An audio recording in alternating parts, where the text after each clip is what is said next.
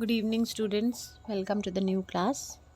Today I'll be starting with class 10th poem, and the very first poem of your syllabus is Dust of Snow. It's a very small poem, 8 lines की poem है, 4 lines in each paragraph. And इस poem में the poet has given a beautiful message that life में हर एक moment का अपना एक significance होता है. And if one moment has been spoiled, then that doesn't mean the entire day or entire journey will be spoiled. तो जो मन में लोगों के आ जाता है सुपरस्टिशंस की नहीं शुरू ख़राब हो गई है तो एंडिंग भी ख़राब होगी. That is not the case. अगर आप उस नेगेटिविटी को ओवरकम करके if you overcome that negativity and move on with a energetic and passionate mood, तो आपका जो एक ट्रैक है वो पॉजिटिव हो जाता है and you eventually get better results. तो इस पोएम में पोएट ने ये बताया है कि नेगेटिव चीज़ों पे लिंगर करने की ज़रूरत नहीं है. You should avoid them and move on with a positive attitude. In that way only you can make best use of your life and all the moments that are still with you. So this poem is written by Robert Frost, and Robert Frost, he was born on March 26th, 1874, and he died in January 1963. And basically he was an American poet. He's a very famous, not a casual poet. He has written immense poetries about nature, positivity, momentous moments of life, and often advise the readers to avoid all the negativity. So this poem also a piece of his writing where we are advised that we should avoid those negative and should overcome all the hindrances that comes in our way of achieving success. So there are two paragraphs in this poem. The first paragraph having 4 lines, and the second para also having the 4 lines. The first will go through the first 4 lines. The way a crow shook down on me, the dust of snow from a hemlock tree.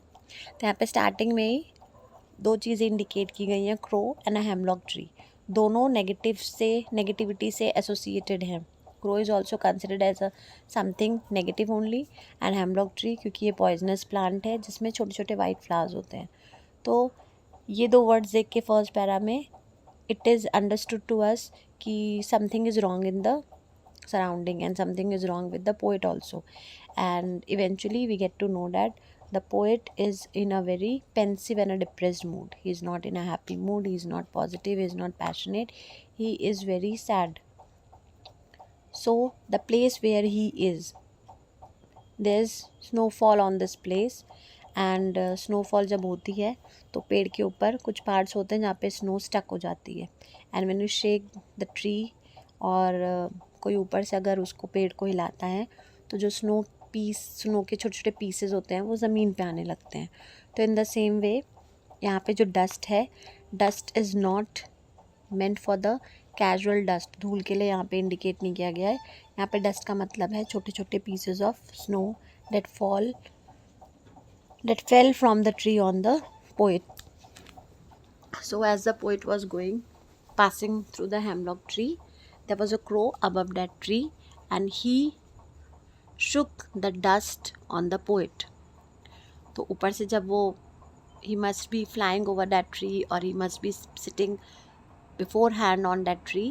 So the act was done, and as a result of which the snow, छोटे छोटे pieces जो थे snow के, that eventually fell on the poet. So the moment the snow fell on the poet, something changed. अब यहाँ पे क्या change हुआ है, यहाँ पे पोइट का मूड चेंज हो गया है. Earlier in the beginning we have seen that with the two negativity created in the paragraph, poet का मूड भी बहुत ही नेगेटिव था. बट इवेंचुअली जैसे ही उस पर डस्ट ऑफ स्नो पड़ती है या स्नो के छोटे छोटे पीसेस पड़ते हैं, the poet mood is changed. बहुत ड्रास्टिक चेंज आ जाता है. अभी तक वो बहुत ही सॉरोफुल मूड में था और अब उसका जो मूड है वो पूरी तरह से चेंज हो चुका है एक छोटे से एक्ट की वजह से. और वो भी कोई प्लान्ड एक्ट नहीं था, अचानक से ही was moving. And as he crossed the hemlock tree, The crow performed this small deed, small act, and this small act of crow had an immense impact on the poet. So here, hemlock, the glossary part, I have written the meaning of the hemlock. It's a poisonous plant or a tree having small white flowers. Now in these four lines, we can see the first line, the last word is crow, and in third line, the last word is snow. So these are the two rhyming words, crow and snow. And similarly, second line, last word me, fourth line, last word tree. Me and tree are also rhyming. So the rhyming words in the paragraph are crow and snow and me and tree. And if we are asked about the rhyming scheme, then we can tell that the rhyming scheme is AB AB. rhyming scheme निकालना बहुत easy होता है. The first line में जो crow word है वो rhyme कर रहा है स्नो से. तो if we are marking first line as A, then third line will also be marked as A because both the words are in rhyming tone. Similarly, second line में last word me और fourth word में last word tree, ये दोनों भी rhyme कर रहे हैं. me में हमने indicate किया है B से, तो eventually fourth line भी indicate होगी B से. तो automatically AB is the rhyming scheme for the first paragraph. I hope it is clear. Now the last four lines. Has given my heart a change of mood and saved some part of a day I had rued. एक example छोटा सा, I am just trying to make you understand the things in a more simplified वे.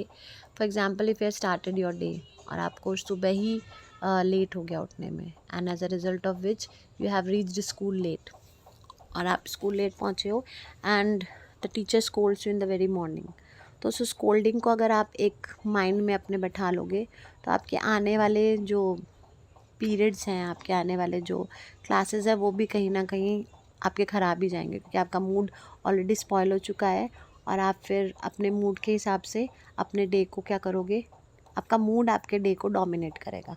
पर वहीं पे अगर आप उस scolding को उसी टाइम पे छोड़ देते हो, भूल जाते हो, because it's your fault, you came late to school, so eventually the teacher has to scold you. वहीं पे उस स्कोल्डिंग को अगर आप देन एंड देयर वहाँ पे छोड़ देते हो, तो आगे का जो आपका रूटीन है वो क्या हो जाएगा, एक बहुत ही पॉजिटिव वे में स्टार्ट होगा. तो आगे की चीज़ें आपकी ख़राब नहीं होंगी, क्योंकि आपने वो नेगेटिव मोमेंट को वहीं पे छोड़ दिया है. लेकिन अगर आप उसी नेगेटिविटी को लेके उस पर लिंगर करते रहोगे उसको, और अपने मन में उसको सोचते रहोगे, तो आपके आने वाले मोमेंट्स भी क्या हो जाएंगे, स्पॉइल हो जाएंगे.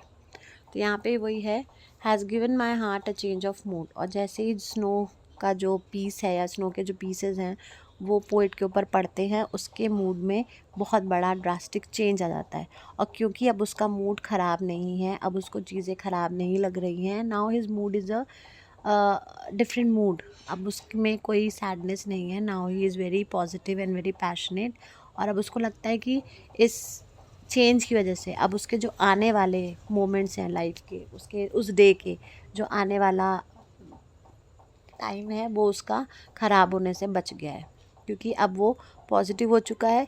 तो अब वो पॉजिटिवली अपने सारे काम करेगा. तो कहीं ना कहीं जो एक एक्ट हुआ है उसके ऊपर, अब वो अपने नेगेटिविटी को डोमिनेट नहीं करने देगा. अब क्योंकि उसकी नेगेटिविटी डिसअपियर हो चुकी है, उसका मूड चेंज हो चुका है, तब जो उसका आने वाला दिन है वो क्या हो जाएगा, बच जाएगा. बहुत अच्छा ना हो, पर अब कुछ हद तक उसका बेकार नहीं होगा, क्योंकि उसने वो नेगेटिविटी वहीं पे छोड़ दी है. और किसने उसकी नेगेटिविटी छुड़ाई है, उस क्रो के एक्ट ने. तो यहाँ पे भी वही चीज़ है, the word rude has been indicated in a glossary part. It means held in regret. बाद में उसको अपना दिन ख़राब नहीं करना पड़ेगा, उसको फिर पछतावा नहीं होगा कि वो नहीं हुआ होता तो ऐसा होता, वो नहीं हुआ होता तो ऐसा होता, वाला सिचुएशन उसके सामने नहीं आएगा. Again we have rhyming words, heart and part and mood and rude. These two words are the rhyming words.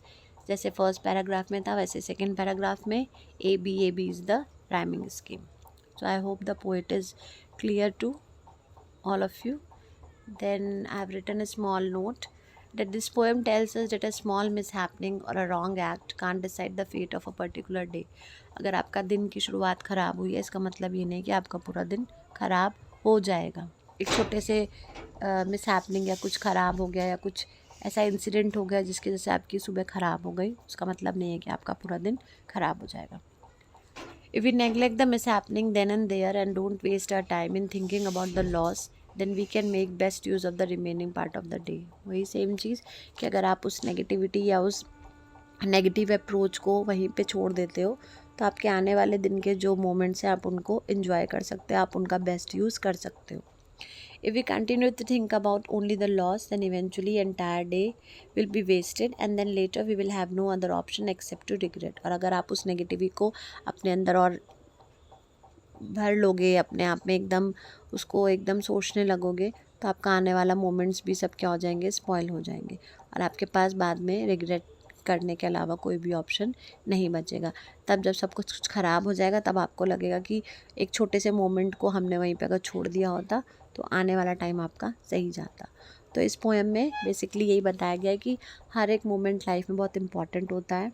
हर एक छोटे छोटे एक्ट, छोटे छोटे मोमेंट्स हमारे लिए बहुत इम्पॉर्टेंट होते हैं. और अगर किसी वजह से एक मोमेंट आपका ख़राब हो गया है तो we should not be very panic about it, we should not worry about it. Rather उसको वहीं पे कैजुअली छोड़ के आप आगे काम करने लगो पॉजिटिव वे में. तो आपका जो आने वाला मोमेंट है उस दिन का, आप उसको वेस्ट होने से बचा सकते हो. तो this was a very beautiful and a very small poem. In this poem I have explained you the entire content. In my next video I'll try to give you the summary and paraphrasing explanation of both the paragraphs along with the question answers. Hope you have understood the poem. So have a nice day. Take care.